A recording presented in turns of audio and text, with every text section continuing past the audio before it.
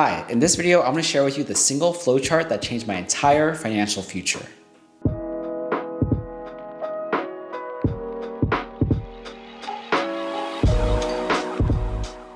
Welcome back to Money with Min, and on this channel, my mission is to teach you the basic building blocks about money so you can worry less and enjoy life more. If you're looking to get rich quick, this is not the channel for you, but if you want to get wealthy for sure, then hit that subscribe button for weekly videos on how to get wiser with your money.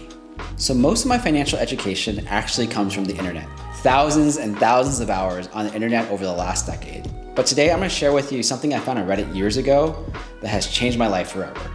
And that is a personal finance flowchart that I've seen dozens of different versions and iterations of over the years. The one I'm going to walk you through today is from a Reddit user named happyasianpanda. So if you're watching this, thank you so much. I love your flowchart. This latest version is from late 2019, so some of the numbers might be updated since then, but conceptually, everything should be the same. So this over here is the entire flowchart in its full glory, but don't worry, I'm gonna walk you through it step by step. So let's get to the flowchart. Don't worry, I'm gonna zoom in and show you the different pieces of this, but I'm gonna walk you through each and every step and give you an overview of what each of these steps mean. So first, I do wanna thank Happy Asian Panda, whoever you are on Reddit. Thank you so much for this latest flowchart. I believe this version is from late 2019 and there might be newer versions out there, so please keep a lookout for those.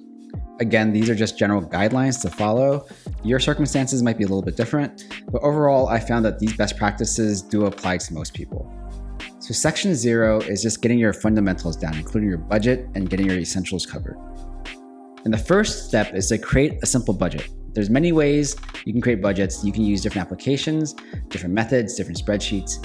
I'll have a link to one of my videos right up here. I must emphasize how important having a budget is, at least a basic budget, so you can understand where your income's coming from and what all your expenses are. Next up, pay your housing costs, such as your rent and your mortgage. For most people, the maximum your housing cost should be is roughly 25 to 40% of your take-home income. Next up in this flowchart is to buy your food and your groceries. Then you gotta buy your essential items such as utilities, your phone bill, water, electricity. And then you'll have other expenses such as your transportation and other necessities you need to live month to month. And finally, in section 0 covers debt if you have any. And if you do, make sure you're covering all the minimum payments on your debt each month. Now let's move on to section 1, where it focuses on building your emergency fund and making sure you're taking advantage of any employer match on your retirement accounts. The first step in this section is to build a small emergency fund. In most financial literacy practices, you want to make sure you have at least $1,000 saved up just for any emergency. And this is the bare minimum. And then if you're just starting out, this is part of your budgeting exercise, but make sure you're not spending too much on non-essentials every single month. These could include subscriptions or recurring payments that you might not really need, so cut those out if you actually do not need them.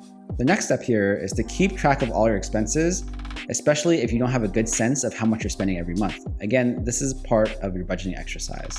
I'm gonna skip over this one because I don't know what an IPS means. The next step is to consider your 401k accounts, and I'll have a video again linked up here. If your employer does offer a match to your retirement account, contribute as much as you need to get the full matching amount. And the next step is to build up a bigger emergency fund. And the amount you put into this depends on whether you have a stable or unstable source of income, whether you have a long-term job or just some contract work. If your income is stable, then this recommends that you have at least 3 months worth of living expenses saved into an emergency fund. And most likely you want to have these funds in a high yield savings account online. If your income sources are less stable, then the recommendation here is to build a 6 to 12 month emergency fund and keep that also in a high yield savings account. Then on to section 2 is all about reducing your debt as fast as possible to the point of becoming debt-free. So take a look at what debt or what loans you have, and if you have any bad debt, then pay those off as fast as you can. I've covered both the snowball and the avalanche method, so check this video out if you want to learn more. Now on to section 3, which covers the health savings account. The first step in this section is to evaluate how young you are and if you can still take advantage of your parents' benefits. If you're under 26, it might make sense for you to stay on your parents' benefits until you're a little bit older. So next is to consider if your employer provides healthcare plans that do provide an HSA. Usually there's a high deductible plan, which then you can contribute to an HSA, which you can then use to pay off your medical expenses. But if you're young and you're healthy,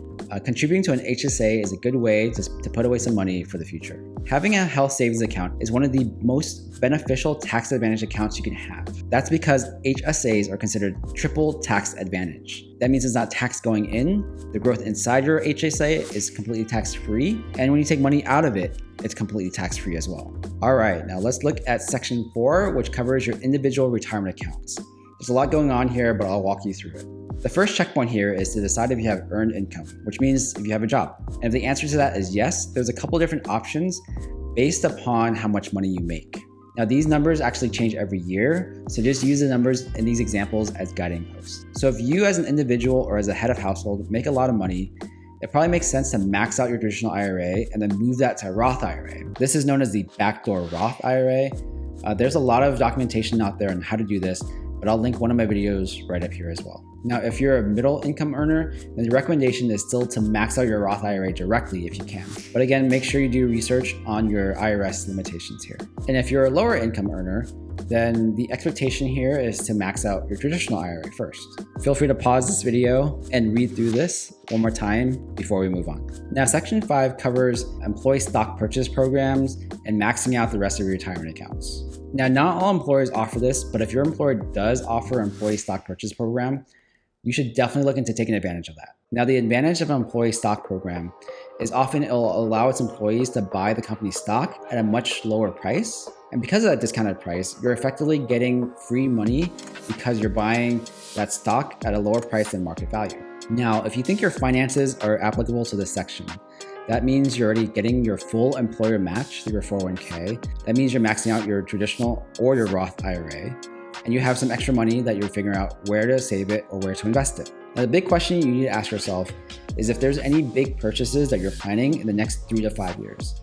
This could be buying a new house, which is a huge purchase, buying a new car for work, paying for education for yourself, or starting to save for education and college for your kids. So the answer to that question will lead you to either saving in a high yield savings account and starting to build that extra savings towards your end goal. Now this is different than your emergency account, so make sure the savings is on top and incremental to your emergency account. In parallel to this, if you're saving for the short term, but also want to maximize your retirement accounts, you can also look to maximizing your 401k along with this step as well. Now, section 6 here is the end game. It's the final section. It covers after-tax 401k contributions, education accounts, taxable accounts, and other ways to save and invest money. The first step here is to do some research if your 401k allows for after-tax contributions. If it does, then you can actually contribute more to your 401k, up to $57,000 in 2020. And this is effectively called the Mega Backdoor Roth, which is a video I just created just last week. So check that one out. Now, if you plan to have kids and those kids are planning to go to college, then a good recommendation here is to look into 529s or ESAs, which effectively are tax advantage savings accounts specifically for higher education. Now we're almost at the finish line here. So once you get to this point, then you have a couple choices. A, you can start making extra payments towards your mortgage to pay off your house. Or B, which is my recommendation, is to start looking at taxable brokerage accounts to invest into the market. And the last couple of things is if you have any remaining debt that are low interest, pay those off first. And finally, if you're at this point in your financial journey, make sure you are automating as much of your workflow as possible. Make sure you're rebalancing your portfolio at least annually to make sure your asset allocation is in the right spot. And make sure you're minimizing all fees along the way. We're finished. Hey, if you found that walkthrough useful, please give this video a like. And if there was anything extremely useful or interesting, please let me know in the comments below. And if you want to see weekly videos on how to get wiser with your money, then please consider subscribing. And as always, thanks for watching. I'll see you next week.